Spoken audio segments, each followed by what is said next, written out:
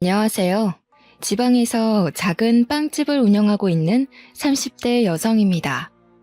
작년까지만 해도 아버지와 같이 운영하던 빵집을 혼자 운영하려니 어색하다 못해 아버지가 그리울 지경이네요. 아직도 빵 반죽을 하다가 뒤를 돌아 아버지를 부르기도 하는데요. 언제쯤이면 아버지에 대한 부재를 마음속에 묻을 수 있을지 의문이에요. 사연을 보내는 지금 이 순간에도 아버지가 보고 싶거든요. 아버지는 20살이라는 어린 나이에 가장이 되었습니다. 같은 대학교 동기와 사고를 친 아버지께서는 할아버지와 할머니의 만류에도 저를 선택하셨어요. 학교까지 그만두시면서 말이에요. 모범생이던 아버지의 반항에 할아버지와 할머니는 절연을 선언하셨다고 해요. 그 후 아버지께서는 혼자서 가장의 무게를 짊어지기 위해 수많은 노력을 했고요. 대학교를 중퇴한 아버지가 할 수 있는 일은 많이 없었죠. 더군다나 목도 못 가누는 신생아를 들쳐업고 다니는 아버지에게 일자리를 줄 사장은 많지 않았죠. 그래서 아버지는 중국집 배달일과 전단지 아르바이트를 병행하며 저를 키우셨습니다. 그러던 중 중국집 사장님께서는 아버지에게 요리를 배워볼 것을 권하셨어요. 재능이 있다면서 말이에요. 머리가 좋던 아버지께서는 한 번 본 요리 방법은 절대 잊지 않고 기억에 그대로 요리를 만드셨거든요. 중국집 사장님 밑에서 조리사로 일하던 아버지께서는 몇 달 후 제빵 학원에 등록해 빵 만드는 법을 배우셨어요. 배움이 빨랐던 아버지께서는 학원을 다닌 지 6개월 만에 제빵사 자격증을 취득하며 빵집에서 일을 하셨죠. 1년 정도 동네 빵집에서 일하던 아버지께서는 다음해 자신의 빵가게를 열었고요. 비록 어머니께서 출산 중 돌아가셔서 얼굴도 제대로 몰랐지만 아버지는 언제나 딸인 저를 1등으로 챙겨주셨기 때문에 어머니의 부재를 느낄 새가 없었어요. 아버지가 얼마나 희생하는지 알기에 하루라도 더 빨리 취업하고 싶었고요. 그래서 간호학과를 선택하게 된 것이었죠. 간호학과를 졸업하고 간호사가 된다면 돈도 많이 벌어 아버지의 부담을 충분히 덜어드릴 수 있을 테니까요. 다행히 성적이 좋았기 때문에 무리 없이 간호학과에 입학할 수 있었어요. 대학교에 입학한 후 앞으로의 인생에 꽃길만 펼쳐질 거라고 생각했죠. 하지만 큰 오산이었네요. 대학교를 졸업하고 대학병원에 취업하자마자 눈앞에 들이닥친 것은 고액의 연봉도 간호사라는 자랑스러운 타이틀도 아닌 선배들의 집단 따돌림과 뒷담화였습니다. 간호사 사이에서 선배들이 후배를 괴롭히는 것은 일종의 관례 같은 것이었지만 저는 그 정도가 유난히 심했어요. 제일 고참이던 선배에게 집중적으로 괴롭힘을 당했거든요. 선배는 인수인계조차 해주지 않은 채 환자에게 주사를 놓으라고 시켰는데요. 우물쭈물하자 선배는 빨리 주사를 놓으라며 재촉하기까지 했어요. 어쩔 수 없이 환자에게 주사를 놓았지만 주사 놓는 방법을 제대로 배우지 못한 탓에 환자의 혈관을 터뜨리고 의사에게 혼날 수밖에 없었죠. 그뿐만이 아니었습니다. 물이라도 마시려 하면 어디선가 불쑥 나타난 선배는 마시던 물도 빼앗으며 팔자가 늘어졌다며 비꼬기까지 했어요. 너무 억울하더군요. 이유도 모르고 당하니 화가 날 지경이었고요. 그래서 한날은 용기를 내 선배에게 직접 물어보았습니다. 왜 그렇게 맨날 괴롭히는지요? 그랬더니 돌아오는 선배의 대답이 더 과간이었네요. 야, 사람이 좋아하는데 아무 이유가 없듯이 나는 그냥 네가 아무 이유 없이 싫어. 굳이 한 가지 이유를 꼽자면 네 그 흐리멍텅한 눈이 싫다고 해야 하나? 너네 부모님도 참 불쌍하시다. 너 같은 걸 낳으시고 우리 딸이 간호사가 됐다고 온 동네방네 자랑을 하고 다닐 텐데. 나는 시집 가기도 전에 기도부터 하려고. 시집 가서 너 같은 애 낳으면 소방 맞아도 할 말 없는 거잖아. 우리한테 말은 안 했지만 혹시 모르지? 맹추 딸 낳은 죄로 너네 엄마도 네 할머니한테 소금이나 맞으면서 구박당했을지. 몸에 있는 힘이란 힘은 다 주고 찾아갔지만 돌아온 것은 조롱과 비웃음뿐이었습니다. 그 후 선배의 괴롭힘은 더 심해졌고요. 구내 식당에서 밥을 먹고 있으면 선배는 자기가 먹던 음식을 식판에 부어버리곤 간호사 무리와 키득거리며 지나쳐갔어요. 선배의 괴롭힘이 심해질수록 그만두고 싶은 마음은 굴뚝 같았죠. 매일 밤 제발 사고가 나기를 바랄 정도로요. 그렇다고 해서 간호사 일을 그만둘 수는 없었습니다. 아버지에게 이제야 자랑스러운 딸이 되었는데 행복스레 딸 자랑을 하던 아버지 얼굴에 먹칠을 하고 싶지 않았거든요. 그래서 꾸역꾸역 선배의 괴롭힘을 참으며 병원을 다녔죠.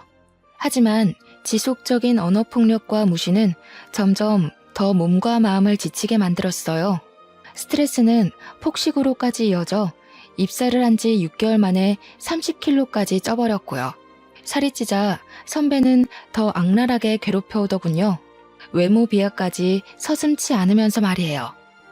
내가 볼 때 미라 씨는 병원이 아니라 정육점으로 출근을 해야 될 것 같은데? 지금 모습에서는 간호사보다 정육점 주인이 더 잘 어울릴 것 같거든. 이왕 이렇게 된 거 병원 일 그만두고 정육점 주인으로 이직이나 하지 그래? 솔직히 같이 일하는 우리야 눈을 포기한다 생각하고 일하면 그만이지만 다른 손님들한테는 민폐일 것 같아서. 어디 요즘 간호사가 의료진이기만 해? 환자들 상대하는 서비스직에 더 가깝지. 미라 씨도 그 튀어나온 비계살 보면서 잘 생각해봐. 미라 씨가 환자고 같은 간호사가 있으면 날씬하고 일 잘하는 간호사한테 자기 몸을 맡기고 싶겠어? 선배의 괴롭힘이 심해지자 머리부터 발끝까지 스트레스가 번져 출근조차 하지 못하겠더군요. 그래서 결국 모든 것을 다 포기한 채 간호사가 된 지 1년 만에 병원을 그만두게 된 것이었죠. 모든 사실을 알게 된 아버지께서는 불같이 화를 내시며 당장 병원에 달려갈 듯 소매를 걷어붙이셨어요. 하지만 못되기로 둘째가라면 서러운 선배가 아버지가 운영하는 빵집을 알아내 해코지를 할까 고개만 절레절레 흔들 뿐이었죠. 미련한 만큼 살까지 찐 채 아버지에게 징징거리는 스스로의 모습에 울컥 눈물이 터져 나왔는데요. 아버지께서는 이런저도 딸이라고 꼭 끌어안아 주시면서 그동안 쓰레기 같은 곳에서 잘 버텼다며 제 마음을 헤아려 주셨네요. 따뜻하게 보듬어 주시는 아버지를 보며 아버지의 딸로 태어나길 참 잘했다는 생각을 했고요. 병원을 그만둔 후 한 달 동안은 아무것도 하지 않고 방 안에만 틀어박혀 먹고 자고를 반복했어요. 그러다 아버지가 퇴근하는 시간이 되면 집 청소를 해놓으려 준비를 했습니다. 하지만 아버지는 그마저도 못하게 막으시며 그저 편하게 푹 쉬라고만 할 뿐이었어요. 처음 며칠간은 아무것도 안 하는 삶이 좋았지만 2달째가 되니 심심한 것도 심심한 거지만 아버지에게 죄송한 마음이 들었네요. 빵집을 여는 아버지께서는 6시에 일어나 빵집으로 출근해 13시간이 넘는 시간 동안 빵을 만들고 팔고 정리까지 하셨으니까요. 처음에는 무슨 일을 할까 생각부터 했습니다. 다른 병원 간호사로 일하는 것도 생각해 보았지만 또 다른 병원에서도 전과 같은 괴롭힘을 당할까 두려움이 앞서더군요. 그래서 간호사 일은 제외하기로 마음을 먹었죠. 물론 4년간의 대학교에 낸 등록금과 지금까지 간호사로 일하던 시간이 아깝기는 했지만 그게 앞으로 인생을 사는데 큰 영향을 주는 것은 아니잖아요. 그렇게 생각을 하던 중 일단 제빵학원에 다녀보기로 결심했습니다. 어려서부터 아버지의 어깨 너머로 빵 만드는 방법을 봐서인지 간호사로 취업을 했을 때부터 제빵을 배워보고 싶다는 생각을 했거든요. 제빵학원을 다니는 것은 즐거웠어요. 열심히 모양을 잡은 반죽이 따끈한 빵이 되는 것을 보는 것도, 새로운 빵을 만드는 방법을 배우는 것도 신기했어요. 제빵 자격증을 취득한 뒤로는 아버지에게 빵집에서 같이 일하게 해달라며 조르다시피 부탁을 드렸죠. 마침 카운터 직원이 그만두는 바람에 사람이 필요했던 아버지께서는 흔쾌히 허락하셨고요. 아버지의 노련한 솜씨와 젊은 사람의 취향을 잘 아는 제가 합쳐지자 빵집은 예전보다 2배 더 장사가 잘 되더군요. 손님이 북적일수록 카운터의 문이 닫히지 않을 정도로 돈은 넘쳐났죠. 매출이 늘어나자 아버지께서는 자기 생활비와 월세를 제외한 후 모든 금액을 넘겨주었어요. 거부를 해봐도 아버지께서는 안 받을 바에는 불에 태울 거라며 반협박식으로 주머니에 돈을 찔러 넣으셨습니다. 어쩔 수 없이 돈을 받기는 했지만 도저히 아버지가 주신 돈을 흥청망청 쓸 수가 없었네요. 그래서 만일의 일을 대비해 적금 통장에 차곡차곡 모아놓았죠. 하루에 100명이 넘을 정도로 빵집이 인기가 많아지자 아버지에게는 다른 고민거리가 생기셨어요. 바로 저의 결혼 문제였어요. 28살로 홍기가 꽉 찬 저를 보며 아버지께서는 제발 괜찮은 사람과 결혼을 했으면 좋겠다고 노래를 부르셨는데요. 그런데 며칠 후 거짓말처럼 호감을 표시하는 사람이 생기더군요. 빵집 단골 손님이던 남자는 어느 날 번호가 적힌 쪽지를 주고 갔죠. 바로 위층 학원에서 고등학교 영어 강사로 일하고 있는 남자는 통통하고 귀여운 제가 마음에 든다며 용기를 냈다고 했어요. 처음에는 사람에게 입은 상처가 커 남자를 밀어내려 했지만 남자는 끊임없이 자기의 마음을 표하며 근처를 서성였죠. 결국 남자의 적극적인 애정 공세로 만남을 시작한 만남은 결혼까지 생각하는 깊은 인연으로 변하게 되었습니다. 남자는 부모님이 빨리 돌아가셔서 중학생 때부터 3살 위의 누나와 함께 의지하며 살았다고 했어요. 오히려 그 점이 마음에 들었죠. 가족이 없는 아픔을 아는 남자라면 오히려 가족의 소중함을 더 잘할 거라고 생각했거든요. 그렇게 시간이 지나고 기다리던 상견례 날짜가 다가왔습니다. 아버지께서는 내색을 하지는 않으셨지만 상견례 자리가 무척 떨려 보이셨어요. 저 또한 예외는 아니었고요. 아직 얼굴을 보지는 않았지만 남자의 누나라면 좋은 관계를 맺을 수 있다고 생각했네요. 서로 같은 아픔이 있는 사람들끼리는 더 빨리 친밀감을 쌓는 법이잖아요. 마침 상견례 장소로 정한 식당 옆으로 꽃집이 보이더군요. 꽃집 앞에는 핑크색 장미꽃이 놓여 있었어요. 그 꽃은 꼭 앞으로 시작될 앞날을 축복해주는 기분이 들었고요. 그래서 계산을 한 뒤 꽃다발을 품에 안고 식당 안으로 들어갔죠. 은은하게 퍼지는 장미 향기를 맡으며 앞으로의 앞날이 봄날이 펼쳐질 거라고 확신했습니다. 하지만 이런 확신은 예비 신우이의 얼굴을 보는 순간 산산이 부서지고 말았네요. 꿈에서조차 나올까 두려웠던 선배가 떡하니 바로 앞자리에 앉아 있었으니까요. 선배의 얼굴을 보는 순간 입가에 경련이 일어났어요. 품 안에 있던 꽃다발은 들고 있기 힘들 정도로 무겁게 느껴졌고요. 장미다발은 바닥에 떨어지자 파릇파릇하던 꽃잎들은 다 떨어져 버렸습니다. 식당 바닥에는 온통 장미 꽃잎뿐이었죠. 서 있는 자세에 그대로 얼어있자 저와 남자를 번갈아가며 쳐다보던 선배는 손을 높이 들어올려 남자의 뺨을 내리쳤죠. 있는 힘껏 말이에요. 야, 너는 주변에 만날 여자가 그렇게 없냐? 내가 평범한 애면 말을 하네. 하필 골라와도 저런 돼지 같은 애를, 최소한 사람 같은 애를 데리고 왔어야지. 이건 뭐 도살장에 끌려가는 돼지를 데리고 온 것도 아니고 차라리 이럴 거면 결혼을 하지 말고 학원이고 뭐고 다 때려치우고 시골에서 돼지 농장이나 열어. 신부감을 왜 구해? 농장 암돼지 중에 아무나 하고 결혼하면 되지. 뭐? 돼지 농장? 부모 없이 열심히 살았다고 해서 좋게 봐주려고 했더니 자네가 말한 부모 없이 열심히 살았다는 게 남의 집 귀한 자식들 비아냥거리면서 부모들 생사를 다 깎아버린 걸 말하는 건가? 내가 아무리 우리 딸 시집 보내고 싶다고 해도 이건 아니지. 어른 있는 데서 버르장머리 없이 동생한테 손찌검하는 꼴을 보면 우리 딸한테 어떻게 대할지 안 봐도 뻔하지. 자네 누나가 돼지 같다고 한 내 딸, 나한테는 눈에 넣어도 아프지 않을 귀한 자식이니 이번 결혼은 없던 일로 하겠네. 아버지께서는 손까지 떠시며 분노하셨습니다. 선배가 막대 먹은 것은 알았지만 어른 앞에서까지 이럴 줄은 몰랐죠.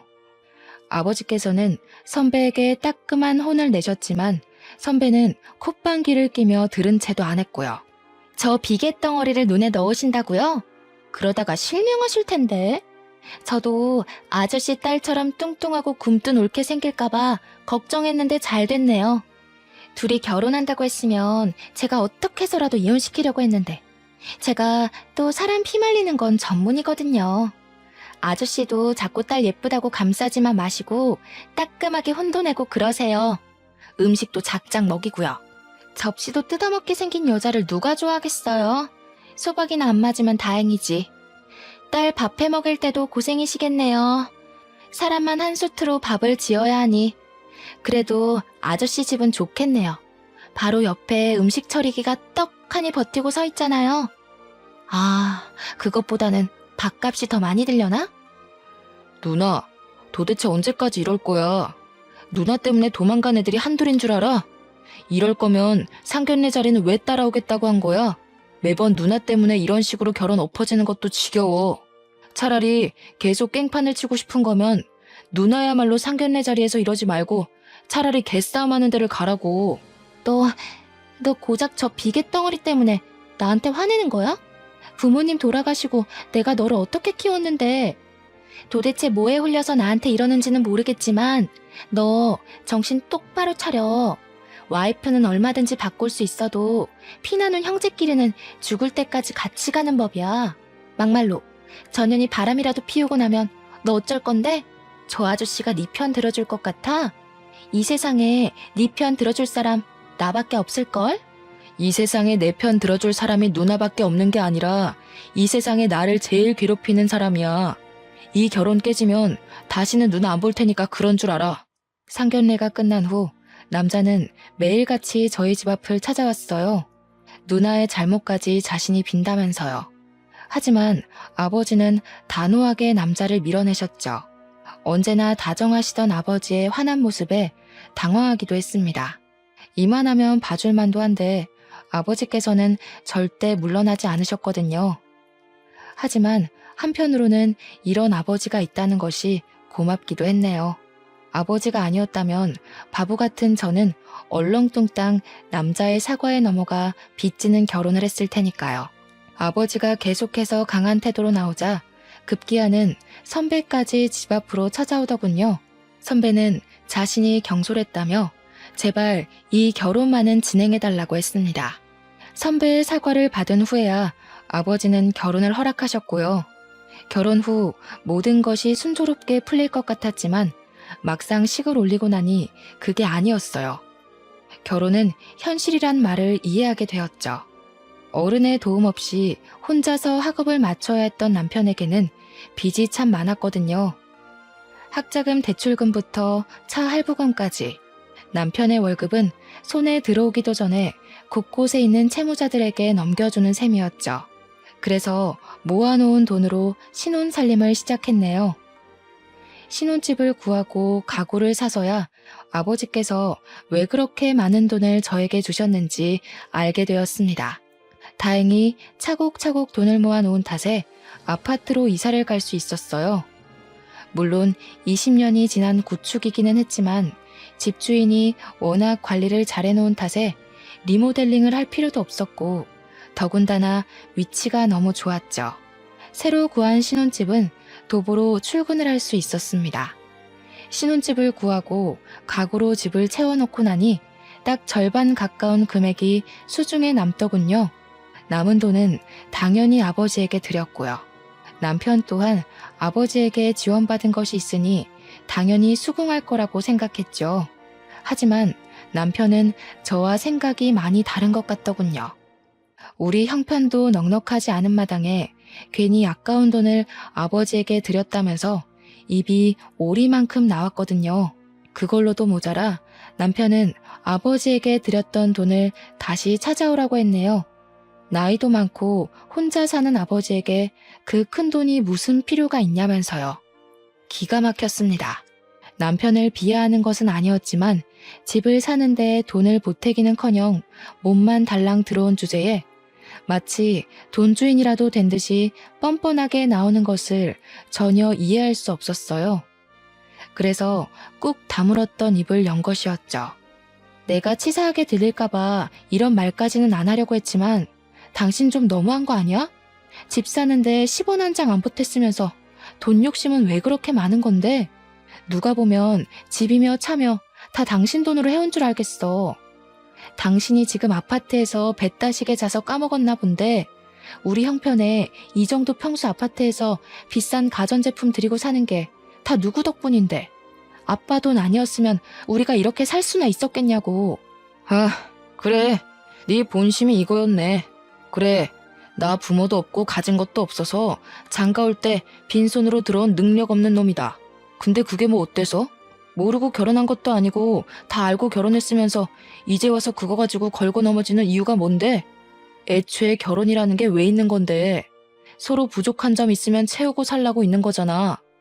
나도 나지만 당신도 잘난 거 하나 없으면서 서로 보듬고 사는 게 당연한 거잖아. 그까짓 돈 얼마나 한다고 남편 속까지 들치면서 말썽을 피우는지. 우리 사정 뻔히 알면서 장인어른도 그러시는 거 아니야. 빵 반죽만 주무르는 사람이 그 많은 돈 쓸 데가 어디 있다고. 내가 부모였으면 형편 어려운 딸내 부부한테 줬을 거라고. 늙으면 욕심만 많아진다고 하더니 장인어른이 딱 그 꼴이잖아. 당신 우리 아빠한테 어떻게 그런 말을 할 수가 있어. 우리 아빠 표현은 안 하지만 당신 엄청 아끼셨어. 그리고 돈 필요할 때마다 우리 아빠한테 몰래 가서 용돈 달라고 손 내밀었던 거 내가 몰라서 가만히 있었는지 알아? 당신이 우리 아빠한테 가져간 돈만 다 합쳐도 돈 1,000만 원은 나와. 근데 뭐? 우리 아빠가 늙어서 욕심만 많아? 나는 무슨 일이 있어도 그 돈 다시 못 가져오니까 그렇게 돈이 가지고 싶으면 당신이 직접 대리운전을 하던 편의점 아르바이트를 하던 일하면서 벌어. 애초에 성인이면 자기가 쓸 돈은 자기가 책임지는 게 당연한 거잖아? 그래, 고아 주제에 아빠 잘 만나서 호강에 코 박은 마누라한테 내가 뭘 바라겠냐? 그냥 닥치고 돈이나 벌면서 처가살이나 해야지. 반박할 말이 없는지 남편은 씩씩거리며 화만 낼 뿐이었어요.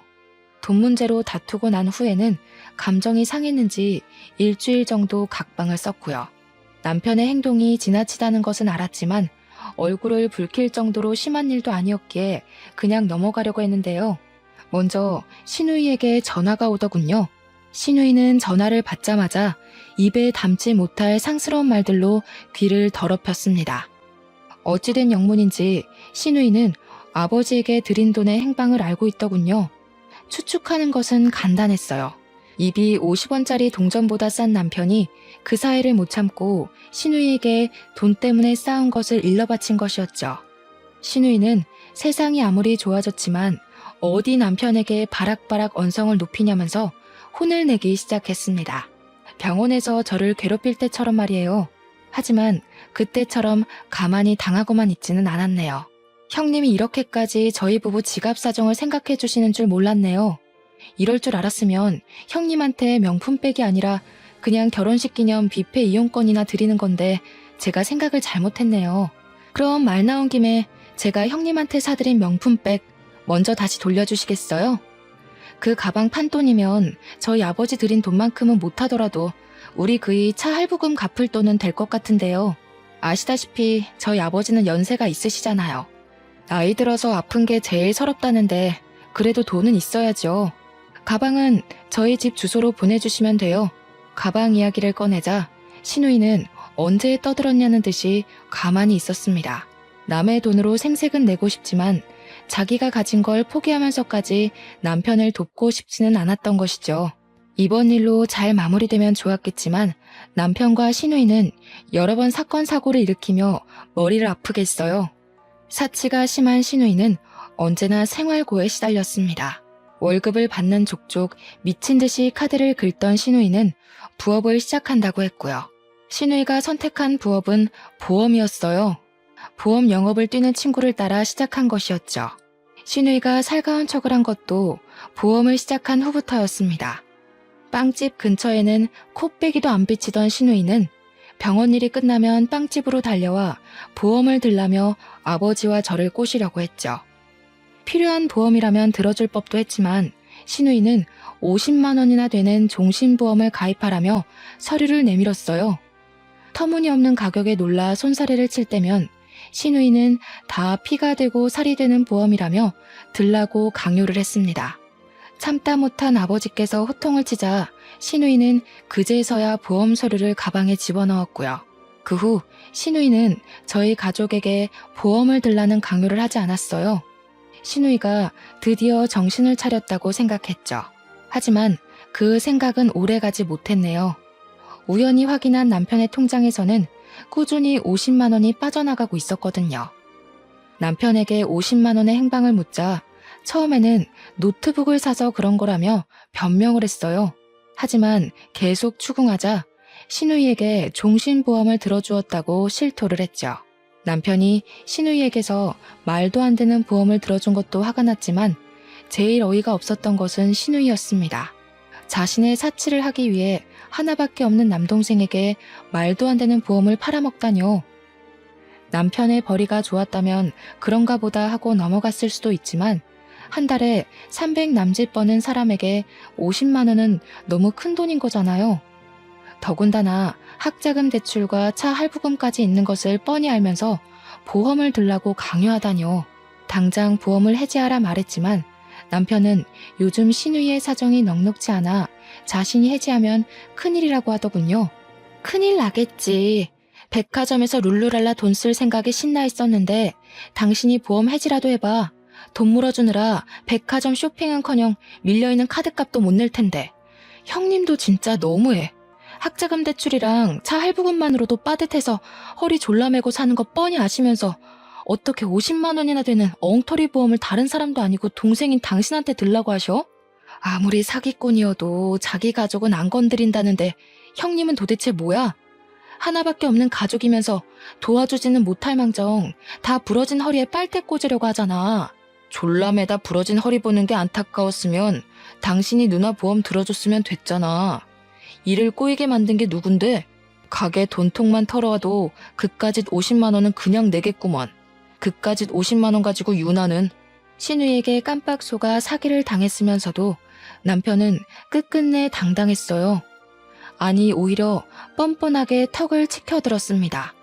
그래서 직접 나서기로 했죠. 병원을 찾아가자 예상대로 시누이는 오리발을 내밀더군요. 그래서 확실하게 으름장을 놓았습니다. 당장 남편 앞으로 들어놓은 보험을 해지하지 않는다면 보험 사기죄로 고소를 한다고요. 협박을 하고 싶지는 않았지만 말귀를 못 알아듣는 시누이에게는 이 방법뿐이었어요. 역시 고소를 한다는 소리에 시누이는 금세 꼬리를 내렸고요. 된통 매운맛을 봐서인지 그 다음부터는 시누이 또한 함부로 굴지 않았어요.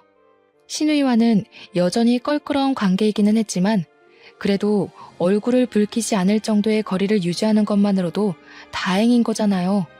남편 또한 보험 사건 이후 반성을 했기에 부부관계 또한 더할 나위 없이 좋았는데요. 단 한 가지 문제가 있다면 아이가 생기지 않는다는 것이었습니다. 남편에게 검사를 해보자고 해도 아무 문제가 없다며 어물쩍 넘어갈 뿐이었어요.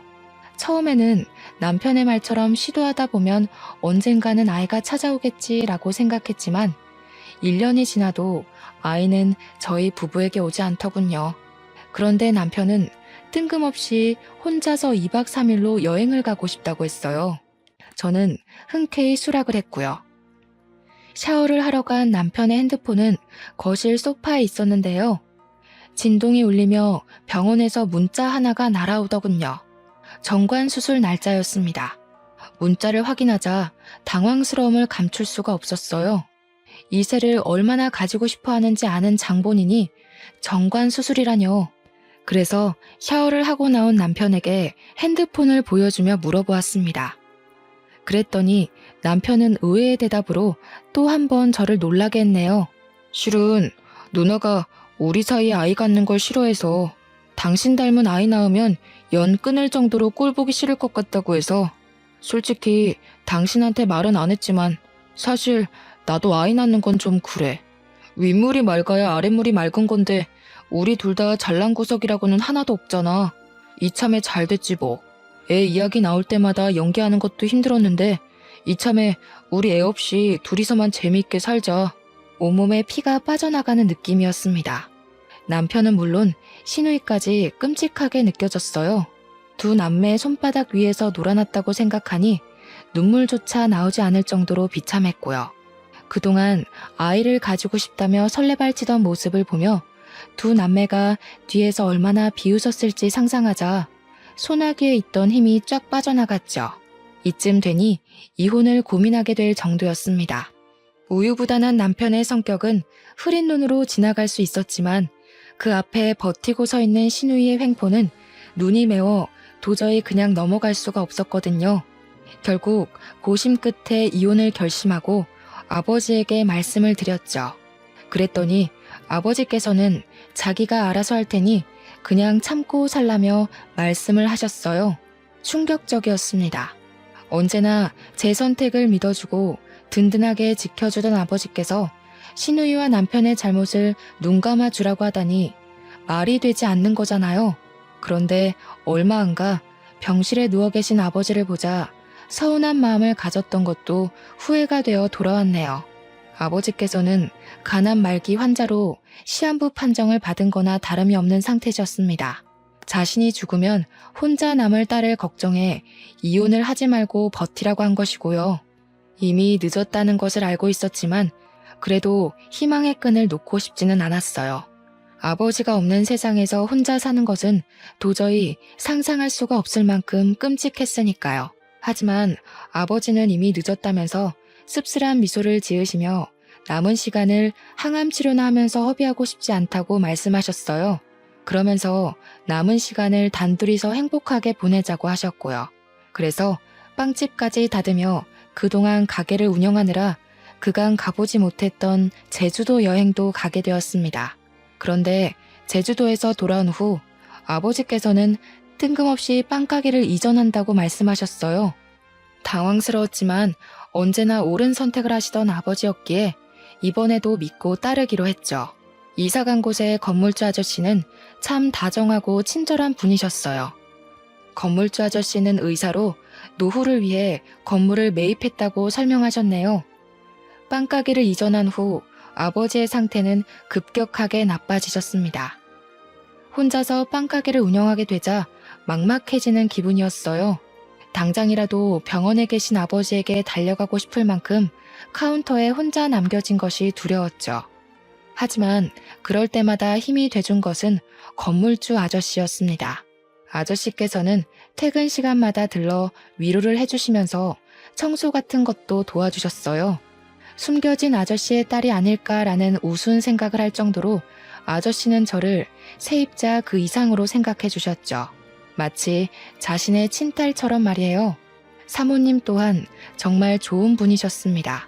혼자서 큰 빵가게를 운영하는 것이 대단하다며 반찬을 가져다 주셨거든요. 좋은 인연으로 연결된 빵가게에서 저는 그 어느 때보다 편한 마음으로 일에 열중할 수 있었네요. 금요일 밤 여느 때와 같이 마감 청소를 하고 있자 아저씨께서는 문 밖에서 손을 흔드셨습니다. 그런데 아저씨 뒤에는 익숙한 모습의 사람이 보였어요. 신우이였습니다. 신우이는 아저씨를 보더니 깜짝 놀라며 냉큼 인사부터 했어요. 버릇없고 아나무인인 신우이가 모르는 사람에게 인사부터 하다니 당황스러웠죠. 하지만 이야기를 나눠보니 신우이가 아저씨에게 인사를 한 이유를 알겠더군요. 건물주 아저씨는 신우이가 일하는 병원의 새로운 의사셨거든요. 올케는 정말 제 친자매랑 다를 게 없어요. 저희 올케한테 이런 은혜를 베풀어 주시다니 몸둘 바를 모르겠네요. 사돈어른께서도 올케가 이렇게 잘 지내는 모습 보면 편안하게 눈 감으실 수 있을 것 같아요. 신우이는 정말 소중한 가족이라도 된 듯 손으로 눈물까지 찍어내며 가증스러운 연기를 펼쳤어요. 그 모습을 본 아저씨께서는 신우이의 마음 씀씀이에 크게 감동하신 듯 했고요. 그 후 신우이는 병원 일이 끝나기만 하면 건물주 아저씨와 함께 가게를 찾아왔어요. 쉬는 날이면 아저씨가 오는 시간에 맞춰 가게의 문을 열 때도 있었죠. 신우이가 가게에서 하는 일은 테이블에 앉아 핸드폰을 하는 것이 다였는데요. 창문 밖으로 신호등을 기다리는 아저씨의 모습이 보이면 들고 있던 빗자루도 빼앗아 열심히 청소하는 척을 했습니다. 흡족한 미소를 지으신 아저씨는 신우이에게 괜찮은 남자가 있으니 만나보는 것이 어떻겠냐며 제안을 하셨어요. 신우이는 당연히 그 제안을 수락했죠. 아저씨의 소개로 만난 둘은 연애를 한 지 3개월도 안 돼 결혼 이야기가 오갔는데요. 재벌에 가까운 재력가에 얼굴도 잘생긴 남자는 신우이가 만나기 아까운 남자였습니다. 갖고 온 빵을 진열할 때면 어느새 찾아온 시누이는 손을 내밀며 반지를 자랑했어요. 네 번째 손가락에는 1캐럿은 거뜬히 넘어 보이는 다이아 반지가 끼워져 있었죠. 아무래도 나는 참 복이 많은 것 같아. 뭐 엄마 아빠가 일찍 돌아가신 게 흠이기는 하지만 만나는 남자들마다 다 나한테 잘해주려고 하잖아. 별 볼 일 없는 여자들이나 끼리끼리 결혼한다고 하는 거지. 나 봐봐. 부모 없는 고아에 가진 거라고는 보증금 1,000만 원밖에 없는데 10재벌 안 부러운 남자 만나서 인생 핀 거. 이런 거 보면 신은 참 불공평해. 나같이 운 좋아서 만나는 남자들한테 모두 사랑받는 사람이 있는가 하면 올케처럼 사랑이라고는 가뭄에 콩 나듯이 받는 사람도 있잖아. 아, 우리 올케 불쌍해서 어쩌나? 그나마 그 뚱뚱한 몸뚱이 감싸주던 아빠마저 하늘나라로 갈 예정인 거잖아. 올케는 내 동생이라도 있는 걸 다행이라고 생각해. 아니었어 봐. 지금쯤 험한 사람 만나서 이 빵집도 다 날리고 판자촌 같은 집에서 유통기한 지난 삼각김밥이나 뜯어먹으면서 살았을걸? 어떻게든 무시하려고 했지만 시누이는 가는 곳마다 따라다니며 신경을 살살 긁어댔습니다. 가뜩이나 쇠약해진 아버지로 인해 곤두선 신경은 시누이의 막말로 인해 피가 날 정도로 고통스러웠죠. 그래서 다물고 있던 입을 열게 된 것이고요. 운이 좋은 게 아니라 남의 걸 잘 뺏어가는 거죠. 저 아니었으면 형님이 아저씨 만날 일도 없었고 분에 넘치도록 좋은 남자 만날 일도 없었을 거 아니에요. 저 아니었으면 말년에 편의점 돌아다니면서 폐기 처분된 삼각김밥 구걸하는 건 아마 형님이었을걸요? 세상 어느 남자가 돈 벌어오는 족족 다 써제끼는 여자랑 결혼하고 싶어 하겠어요. 제발 남의 거 훔쳐갔으면 창피한 줄 알고 입 좀 다물고 사세요. 이게 어디서 훈계질이야? 요즘에 봐줬더니 네가 날 아주 만만하게 보는구나. 카운터 앞에 서 있던 시누이는 빵 진열대로 걸어오더니 급기야 머리채를 잡기까지 했습니다. 어찌나 억센 힘으로 머리를 잡아챘는지 모근이 뽑히는 느낌까지 들었죠. 질 수 없어 힘겹게 팔을 들어 길게 늘어진 시누이의 머리채를 잡자 시누이는 가게가 떠나가라 비명을 질렀어요. 그런데 때마침 들어온 아저씨께서는 그 모습을 보더니 화들짝 놀라며 들어와 저희 둘을 뜯어 말리셨죠. 눈을 치켜뜨던 시누이는 아저씨를 보자 금세 눈물을 글썽이며 불쌍한 척 연기를 했습니다. 바로 해명하려 했지만 급기야 다리에 힘이 풀린 척 연기까지 하는 시누이를 보자 어이가 없어 말이 나오지 않을 정도였어요. 그 모습을 보던 아저씨께서는 시누이 편을 들며 윗사람에게 그러면 안 된다며 저를 꾸짖으셨고요. 그날 일이 있은 후 아저씨께서는 저희 가게로 들러 가족끼리 친하게 지내야 된다고 하셨습니다. 더 이상 시누이에 관해서 말을 하기 싫어 그냥 고개만 끄덕였죠. 그러자 아저씨께서는 시누이의 칭찬을 하셨어요.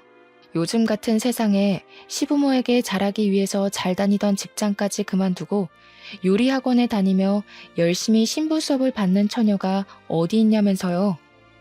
결국 시누이 편만 드는 아저씨를 보며 결국 폭발하고 말았죠. 가식 덩어리 안에 숨겨진 시누이의 음흉한 진짜 속내를 모르는 아저씨가 밉게만 느껴졌거든요. 그래서 시누이의 모든 실체를 까발렸죠.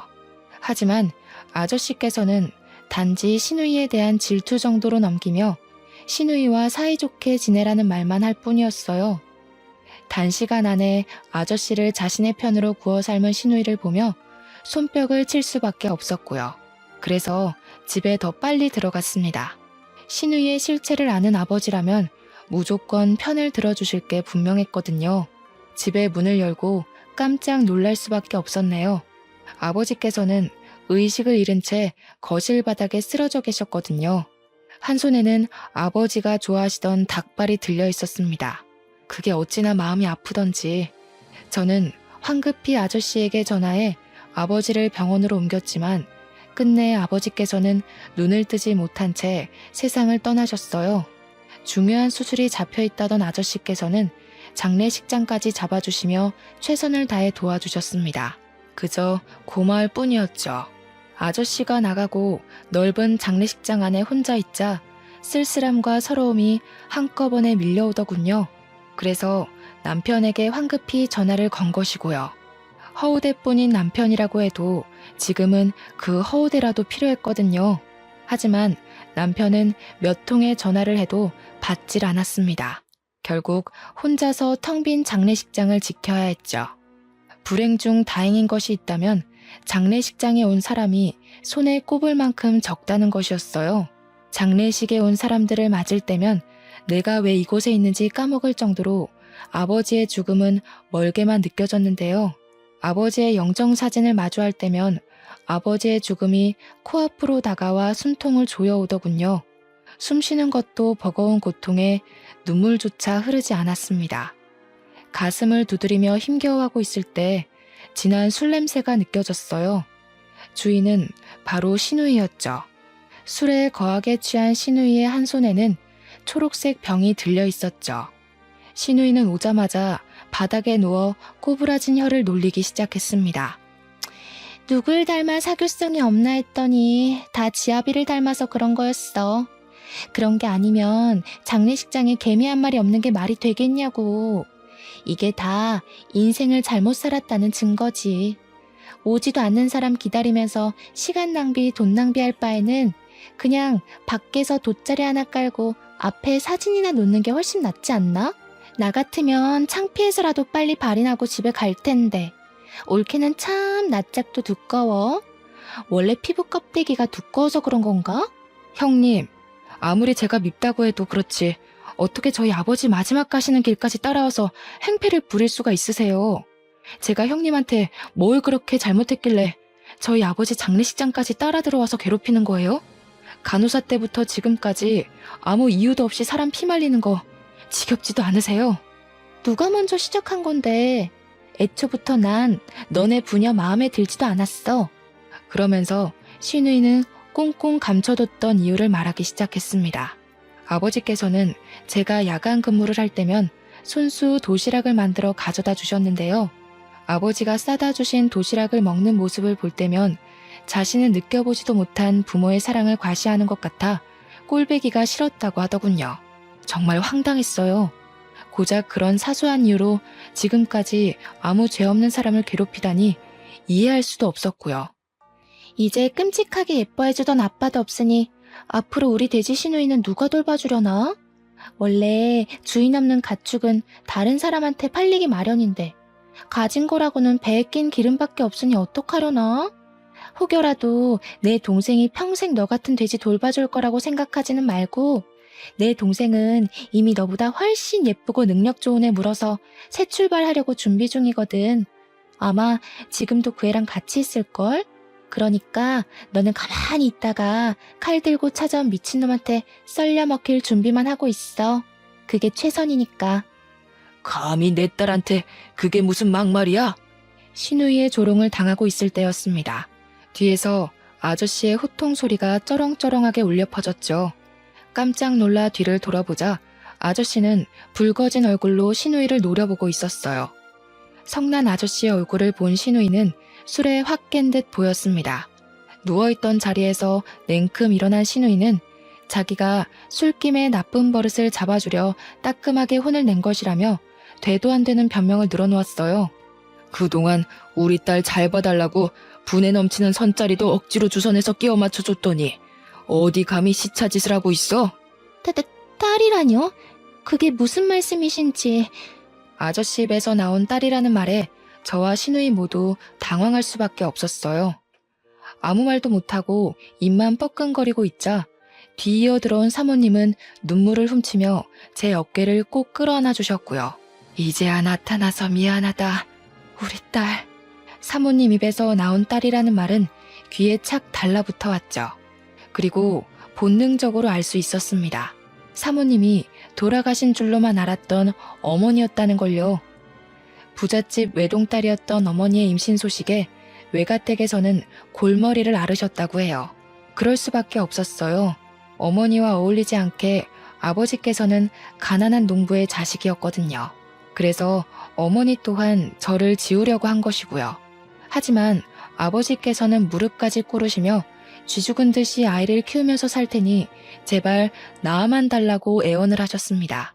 어머니께서는 약속을 지키셨죠.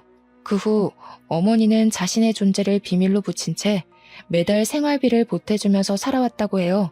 그러던 중 시한부 판정을 받은 아버지의 전화에 모습을 드러내신 거고요. 이미 건물주 아저씨와 결혼을 한 어머니께서는 저의 존재를 그때 털어놓으셨습니다. 자식이 없던 아저씨께서는 어머니의 숨겨진 부분까지 안아주셨어요. 모든 것을 알게 되자 왈칵 눈물이 터져 나오더군요. 지금까지 아버지를 제외한 누구에게도 사랑받지 못하는 삶을 살았다고 생각했었는데 보이지 않는 곳에서 많은 이들의 사랑을 받은 것이잖아요. 그리고 아버지가 남겨주신 사랑의 덩어리가 너무 커 어떻게 해야 할지를 몰랐습니다. 어머니께서는 아버지의 영정사진 앞에 목 놓아 우는 것을 지켜보시며 등을 토닥여 주셨어요. 반대로 그 옆에 서 있던 시누이는 산 송장처럼 퍼렇게 질린 얼굴로 손을 덜덜 떨었죠. 신우 자리에서 우리 딸한테 어떻게 대했는지 잘 알았으니 보고 느끼고 들은 그대로 남편 될 사람한테 알려줘야지. 저도 알고 보면 참 불쌍하게 살았어요. 올케는 아버지 사랑이라도 받았지만 저는 부모님이 일찍 돌아가신 탓에 사랑은커녕 얼굴도 제대로 모르고 컸는데 제발 불쌍하게 생각해서라도 시댁에 알리지만 말아주세요. 저 이 결혼 잘못되면 살 자신이 없어서 그래요. 이번만 두 눈 감고 넘어가 주시면 앞으로 올케 근처에는 얼씬거리지도 않고 쥐 죽은 듯이 살게요. 그러니까 제발 한 번만 봐주세요. 시누이는 고개까지 조아리며 두 손이 발이 되도록 빌었지만 아저씨의 태도는 완고했어요. 오히려 그런 행동이 독이 된 듯 보이기도 했죠. 사람이 어렵고 힘든 걸 알았으면 더 잘해주려고 했어야지. 나는 더 이상 소중한 우리 딸 가축 취급하던 인간이랑은 얼굴 맞대고 이야기하고 싶지 않으니 당장 돌아가게.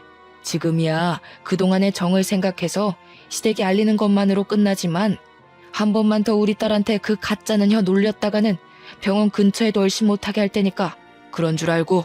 이건 말도 안 돼. 내가 저 돼지 새끼보다 못한 게 뭔데 이런 대우를 받아야 되는 거냐고. 아저씨는 사람들을 시켜 시누이를 장례식장 밖으로 끌어내려고 했는데요.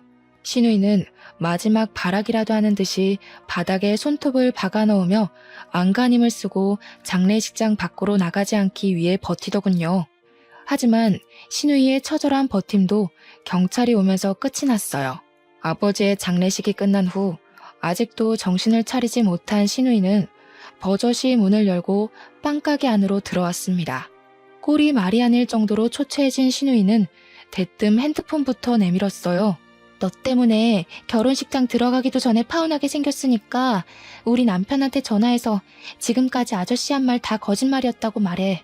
물론 네 입장에서는 내가 미울 수도 있겠지만 그래도 내가 망가지는 꼴을 보고 싶은 건 아닐 거 아니야. 네가 우리 동생이랑 이혼할 것도 아니고 만약 너 때문에 갈 곳도 없는 내가 파혼당하면 오히려 불편한 건 너라고. 생각해봐. 맨날 한 집에서 얼굴 부딪히면서 살아야 할 텐데 그게 어디 말처럼 쉬운 일이야? 그러니까 괜히 서로 얼굴 붉힐 일 만들지 말고 빨리 전화해서 다 거짓말이었다고 말해. 그 정도 하면 나도 동생한테 잠은 집에 들어와서 잘하는 말 정도는 해줄 테니까. 너도 알잖아. 우리 동생 내 말이면 껌뻑 죽는 거. 애초에 삐뚤어진 형님 인성 때문에 굴러들어온 복을 넝쿨째 뽑았으면서 제가 어떻게 복원 작업을 하겠어요. 수습하는 것도 뿌리가 있어야 가능한 거죠. 아저씨 눈에 잘 띄어서 부자 남편이랑 결혼할 뻔한 것도 다 자기 복대로라고 하셨으니 이번에도 형님 복대로 알아서 잘 처리해보세요. 형님이 진짜 복이 있다면 제 도움 없이도 잘 처리할 거 아니에요. 별 시답지도 않은 동생으로 흥정이나 해볼까 머리 굴리신 모양인데 형님 동생 떳떳하게 거래할 만큼 가치 있는 사람 아니에요. 아, 혹시나 나중에 또 조도 안 가질 동생 들고 와서 헛소리 할까봐 미리 말하는데요. 폐기 처분된 형님 동생 데리고 살 생각 없으니까 데려가서 구워 먹던 삶아 먹던 알아서 하세요. 상해서 먹을 수가 있을지 모르겠지만 그럼 지금까지 좋은 꿈 꿨다 생각하시고 앞으로는 시궁창 같은 현실에서 어디 한번 잘 살아보세요. 다른 사람들은 다 아는 현실을 인정하지 못한 시누이는 진열해 놓은 빵을 바닥으로 던지며 행패를 부리기 시작했어요. 저는 당연히 그 모습을 카메라로 촬영해 건물주 아저씨한테 보냄과 동시에 112에 신고를 했죠. 그 일이 있고 난 후 결국 신우이의 결혼은 무산이 되었다고 했습니다. 양파 껍질처럼 까도 계속 나오는 신우이의 실체에 남자 쪽 부모님께서는 크게 분노하셨고요. 들리는 말에 의하면 그동안 신우이가 물처럼 써댄 돈을 다 신우이 앞으로 청구하셨다고 하더군요. 병원까지 그만두고 부잣집 사모님이 된다며 동네방네에 소문내고 다니던 신우이는 현재 조그마한 병원의 간호사로 일하며 빚을 갚는 중이라네요. 누나에게 떨어질 콩고물을 기대하던 남편은 상황이 자신에게 불리하게 돌아가자 집으로 슬금슬금 기어들어왔는데요. 남편을 보자마자 멱살을 잡아올리는 아저씨 덕분에 편하게 이혼할 수 있었죠. 현재 건물주 아저씨의 양녀로 들어가 어머니와 함께 행복한 시간을 보내고 있는 중입니다. 여전히 아버지가 보고 싶어 눈물을 흘리는 날도 있지만 그럼에도 지금 주어진 상황에 감사하며 행복하게 살려고 노력 중이에요. 지금 누리고 있는 것 또한 아버지의 사랑으로 만들어진 결과니까요. 사연을 시청하시는 분들 중에서도 현재 힘든 상황을 겪고 계실 분들이 있을 텐데요. 그럴 때면 나를 제일 사랑해주던 사람을 떠올리며 힘을 내시길 바랍니다. 모쪼록 시청해주신 여러분도 행복하시길 빌며 사연 마무리하겠습니다.